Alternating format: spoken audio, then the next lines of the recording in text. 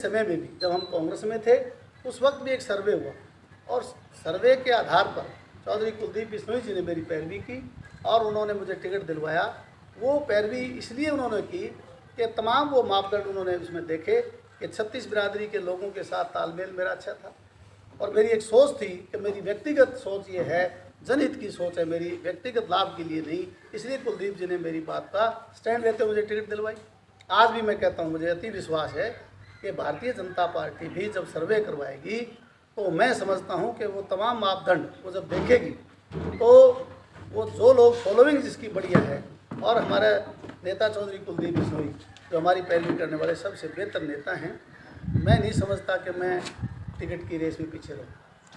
नमस्कार दोस्तों, मैं रण सिंह पवार, आप देख रहे हैं PMFO न्यूज़। आज पनिहार गांव में बैठे हैं। पनिहार गांव रणधीर पनिहार जो कि 2019 के कांग्रेस के टिकट से चुनाव लड़ सके विधानसभा, उनका गांव और आज हमारे साथ में भी बैठे हुए हैं। और हाल ही के अंदर जो कि कुलदीप बिश्नोई और भजनलाल परिवार के चहीते हैं और हाल ही में बीजेपी के अंदर जो कि भाजपा नेता भी हैं, तो बातचीत कर लेते हैं। इनके गांव में पहुंचे राजनीतिक चौपाल, इस कार्यक्रम के अंदर हम गांव-गांव में बातचीत करते हैं। तो आज पनिहार साहब, आपका बहुत बहुत स्वागत है। रण सिंह जी, मैं आपका बहुत बहुत स्वागत तो मैं करूँगा, धन्यवाद करूँगा कि आप हमारे से मिलने आए, अपनी बात रखने के लिए आए, इसका मैं धन्यवाद करूँगा। तो पनिहार साहब, जो बातचीत आज हम राजनीतिक परिचर्चा में इसमें करेंगे कि आप किसान हैं और किसानी से जुड़े हुए हैं, पुश्तैनी किसान है, ये नहीं कि आज के किसान, आपके बाप दादा सब ज़मीनें भी यहाँ पे आपकी हैं। तो राजनीति में क्या ऐसा इंटरेस्ट है कि राजनीति में आकर के आप काम करना चाहते हैं? किसान तो अपना एक पुश्तैनी धंधा है, अपना एक कारोबार है, जीवन यापन करने का अपना एक कोई व्यापार करता है, वो किसानी करता है, वो नौकरी करता है। परंतु मेरे दिल और दिमाग में ये बात आई कि लोकतंत्र के इतिहास में अपनी सोच को लोगों में पहुंचाने के लिए और जनहित के काम करने के लिए राजनीति महत्वपूर्ण एक कड़ी है जिससे जनता की सेवा की जा सकती है। इसलिए मेरा मन राजनीति में आने का बना है। तो पनिहार साहब, जो राजनीति की बात करें, आप लंबे अरसे से राजनीति तो क्या ऐसा होना चाहिए नड़ुआ हल्के के अंदर, हल्का नड़ुए से आप राजनीति करते हैं, तो इसमें क्या लगता है कि क्या होना चाहिए तो पीछे की जो सरकार है ठीक करता है? 1996 के बाद हमारा जो इलाका है वो स्वर्गीय चौधरी भजनलाल जी जो प्रदेश के मुख्यमंत्री थे वो 1996 में। इसके बाद ऐसा अवसर नहीं आया कि चौधरी भजनलाल जी के परिवार को सत्ता में, और उस अवसर ना मिलने की वजह से हमारा इलाका हर तरह से पिछड़ता चला गया, चाहे आर्थिक रूप से कहें, चाहे वो विकास की जो हमारी मुख्य धारा थी स्वर्गीय चौधरी भजनलाल जी के समय में, वो धारा में ब्रेक आ गया। सत्ता में चाहे कोई भी राजनीतिक दल रहा, कोई व्यक्ति रहा, उसने इस इलाके को, ये आदमपुर का क्षेत्र है हमारा पुराना, आज हम नड़ुआ विधानसभा क्षेत्र में आता है हमारा गांव, परंतु स्वर्गीय चौधरी भजनलाल जी के सिवाय किसी ने यहाँ इस इलाके की सुध नहीं दी। उनके समय में या नहरों में एक महीने में 3-3 हफ्ते पानी चलता था। विकास के अनेक योजनाएं हर गांव में वक्त के अनुसार, चाहे शिक्षा के क्षेत्र में आप देखिए, किसी भी गांव में आपको एक नहीं 2-2 स्कूल मिलेंगे, महिलाओं के लिए, लड़कियों के लिए अलग, बच्चों के लिए अलग। और ये भी मैं कहना चाहूँगा कि यहाँ पे कोई ऐसा गांव नहीं जहाँ कम से कम स्कूल ना हो। उस ज़माने में मिडिल स्कूल बहुत कम होते थे, परंतु आज से लगभग 27 वर्ष पहले हमारे पास जो चीज़ें थी वो चौधरी भजनलाल जी ने हमारे को दी। वो और कहीं सोचने की भी बात नहीं थी कि वो उस इलाके में जब हम कंपेयर करें तो हम बहुत आगे थे, क्योंकि स्वर्गीय चौधरी भजनलाल जी की सोच जो थी वो इलाके के कल्याण के लिए थी। उन्होंने शिक्षा के क्षेत्र में इलाके को आगे बढ़ाया, कृषि के क्षेत्र में उन्होंने आगे बढ़ाया। स्वास्थ्य की दृष्टि से अगर देखें, छोटे से छोटा गांव गावड़ है, और आज से 27-28 साल पहले रेगिस्तान के साथ सटा हुआ गांव है। आप जाके देखें हॉस्पिटल, रेगिस्तान के इलाके से लगे हुए उस गांव में आप देखिए पानी। अनेकों रोज़गार उन्होंने दिए, उनकी सोच थी, चाहे पशुओं के अस्पताल हों, चाहे आंगनवाड़ी हों, किसी भी प्रकार का विकास अगर हुआ तो स्वर्गीय चौधरी भजन लाल जी के समय में यहाँ हुआ। उनकी एक सोच थी कि इलाका क्योंकि राजस्थान से सटा हुआ है, इसको प्रगति के रास्ते पर ले जाने के लिए केवल उनके मन में रहती थी कि मैं इस इलाके में क्या करूं।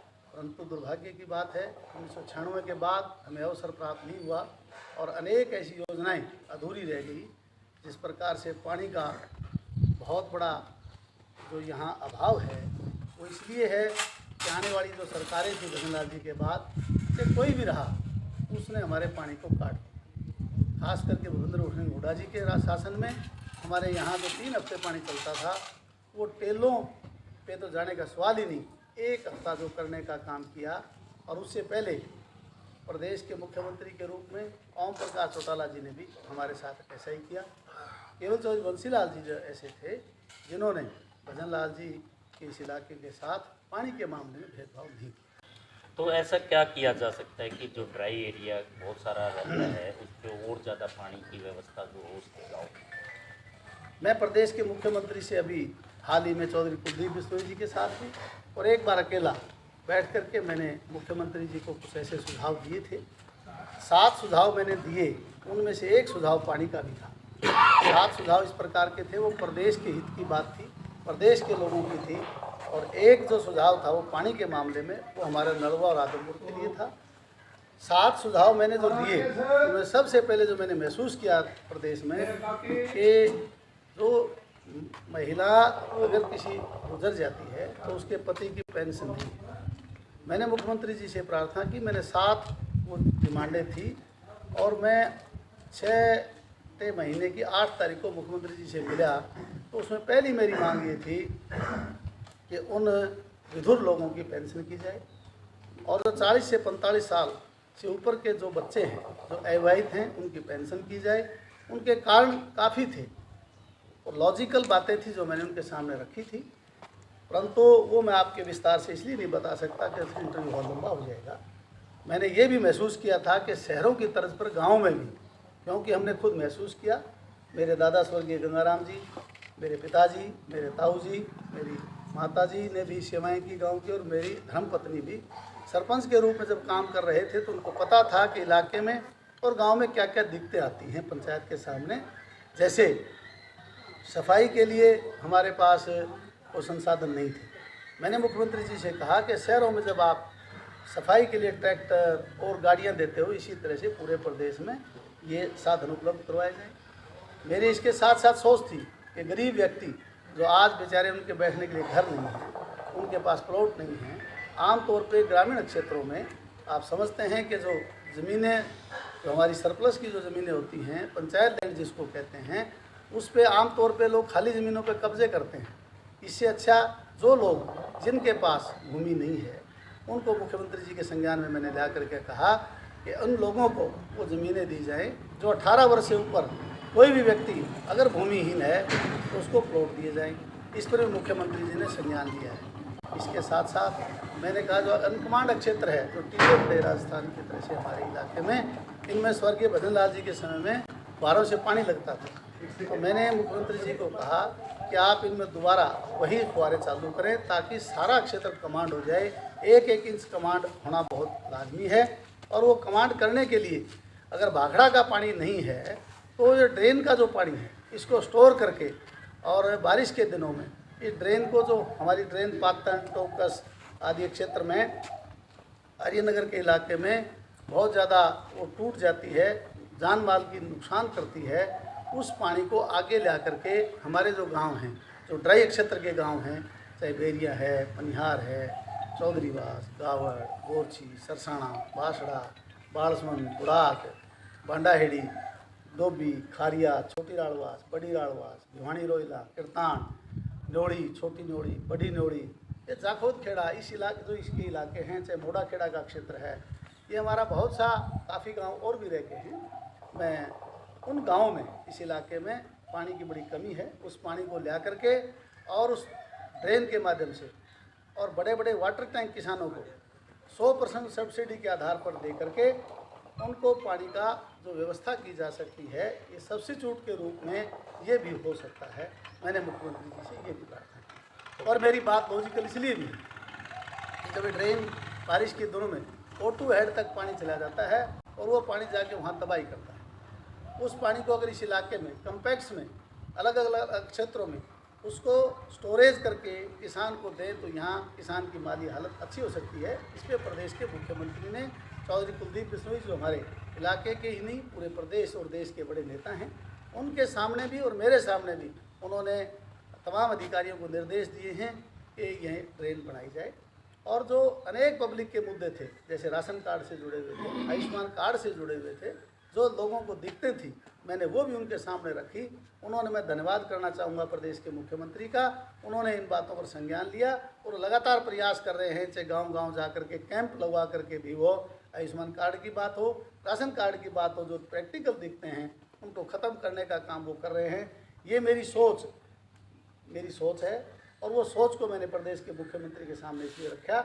हमारी सोच ये थी कि प्रदेश में एक दिन राज चौधरी कुलदीप बिश्नोई का बनेगा, वो प्रदेश के मुख्यमंत्री बनेंगे। तो दुर्भाग्य की बात है, बहुत लंबे समय से वो वो अवसर उनको नहीं मिल पाया। इसलिए आज हमें प्रदेश का जो नेतृत्व है मौजूदा, उसके सामने मैंने अपनी बातें इसलिए रखी कि जनता की ये मांगे थी, जनता की सोच थी, वो सोच मैंने रखी है। बेशक तौर पर विधायक नहीं हूँ, परंतु मेरी एक जिम्मेवारी बनती है। मैं मौजूदा विधायक के सामने जब मैंने चुनाव लड़ा तो जनहित के मुद्दों को लेकर के मैंने लड़ा था। आज भी मेरी सोच ये है कि मेरा व्यक्तिगत काम के लिए प्रदेश के मुख्यमंत्री से मैं नहीं मिलता हूँ तो प्रदेश के 36 बिरादरी के लोगों के लिए मिलता हूँ। तो मैं अपने इलाके के नलवा विधानसभा क्षेत्र के तमाम उन 36 बिरादरी के भाई और बहनों की जो जनहित की बातें हैं उनको लेकर के प्रदेश के मुख्यमंत्री को लगातार मैं उनके संज्ञान में बातें लाता रहता हूँ। आशा और उम्मीद करता हूँ कि मैं लगातार इसी तरह से मिल करके इलाके की बहबूबी का काम मैं करूँ। अनेकों बातें और भी हैं, जैसे प्रदेश के मुख्यमंत्री को मैंने ये भी कहा कि हमारा क्षेत्र 1996 के बाद लगातार शिक्षा के क्षेत्र में, मेडिकल के क्षेत्र में, कृषि के क्षेत्र में अनेकों क्षेत्र ऐसे हैं जिनमें हम पिछड़ते जा रहे हैं। इसलिए मैं आपसे कहना चाहूँगा कि बार बार मैं जनहित के मुद्दे लेकर के प्रदेश के मुख्यमंत्री से मिलता हूँ। तो रणधीर जी, बात करें राजनीति की, और राजनीति के अंदर अगर कोई व्यक्ति है तो वो टिकट के लिए कोई प्रयास करता है। आपका पिछला चुनाव अपने कांग्रेस की टिकट से लड़ा हुआ, भाजपा के अंदर कुलदीप बिश्नोई जी और लाल परिवार के साथ भाजपा जीती। तो भाजपा में जो टिकट है उसके लिए क्या प्रयास आपके हैं और टिकट आपको भाजपा इसलिए? टिकट का कोई, मैं समझता हूँ कि कोई भी आदमी टिकट मांग सकता है। लोकतंत्र में हर व्यक्ति की एक इच्छा है, वो किसी भी राजनीतिक दल में हो, चाहे वो निर्दलीय के रूप में हो, उसकी एक इच्छा होती है कि वो टिकट मांगता है। परंतु चाहे पार्टी वो कांग्रेस पार्टी हो, चाहे भारतीय जनता पार्टी हो, चाहे अन्य कोई दल हो, उनके कुछ मापदंड होते हैं। वो सोचते हैं और देखते हैं कि कौन व्यक्ति काबिल है, कौन व्यक्ति जो इस इलाके में चुनाव जीत सकता है। कांग्रेस के समय में भी, जब हम कांग्रेस में थे, उस वक्त भी एक सर्वे हुआ और सर्वे के आधार पर चौधरी कुलदीप बिश्नोई जी ने मेरी पैरवी की और उन्होंने मुझे टिकट दिलवाया। वो पैरवी इसलिए उन्होंने की कि तमाम वो मापदंड उन्होंने उसमें देखे कि 36 बिरादरी के लोगों के साथ तालमेल मेरा अच्छा था। और मेरी एक सोच थी कि मेरी व्यक्तिगत सोच ये है, जनहित की सोच है मेरी, व्यक्तिगत लाभ के लिए नहीं। इसलिए कुलदीप जी ने मेरी बात का स्टैंड लेते हुए मुझे टिकट दिलवाई। आज भी मैं कहता हूँ, मुझे अति विश्वास है कि भारतीय जनता पार्टी भी जब सर्वे करवाएगी तो मैं समझता हूं कि वो तमाम मापदंड वो जब देखेगी तो वो जो लोग फॉलोइंग जिसकी बढ़िया है, और हमारे नेता चौधरी कुलदीप बिश्नोई जो हमारी पैरवी करने वाले सबसे बेहतर नेता हैं, मैं नहीं समझता कि मैं टिकट की रेस में पीछे रहूँ। बहुत बहुत धन्यवाद। आज हमारे साथ में जुड़े हुए थे रणधीर पनियार जी, जिनके गाँव में बैठे हैं और एक राजनीतिक चौपाल के दौरान जो इनसे परिचर्चा की तमाम बातों से, और भी बहुत सारी बातें हम तमाम बातें समय समय पे नेताओं से और आम जन से करते रहेंगे और आपको रूबरू करवाते रहेंगे। नई तस्वीरों के साथ बने रहिए PMF न्यूज़ से। मैं रणसिंह पवार।